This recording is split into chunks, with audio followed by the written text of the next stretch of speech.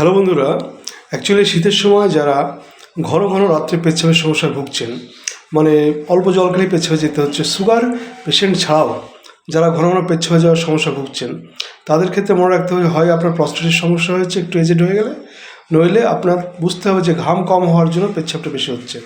তাছাড়াও কিছু কিছু জটিলতা থাকে, সেই কারণে রাত্রে ঘন ঘন শীতের সময় পেচ্ছাপ হয়। তো এই ক্ষেত্রে বাঁচতে গেলে আপনাকে কয়েকটি হোমিওপ্যাথি ওষুধ আছে, তার মধ্যে একটি খুবই ভালো ওষুধ, যেটি 1-2 ডোজ খেলেই আপনার মোটামুটি পুরো শীতকালটা আপনি সুস্থ থাকতে পারবেন, আপনার ঘন ঘন পেচ্ছাপে যেতে হবে না। আর বাকি কিছু ম্যানেজমেন্ট আছে যেগুলো রাত্রে চেষ্টা করবেন একটু হালকা খাবারের উপরে খাওয়ার, এবং একটু শাকসবজি, অল্প খাবার, এবং জলটা যতটা পারবেন সন্ধ্যা রাত্রের দিকে বেশিটা খেয়ে নেবেন।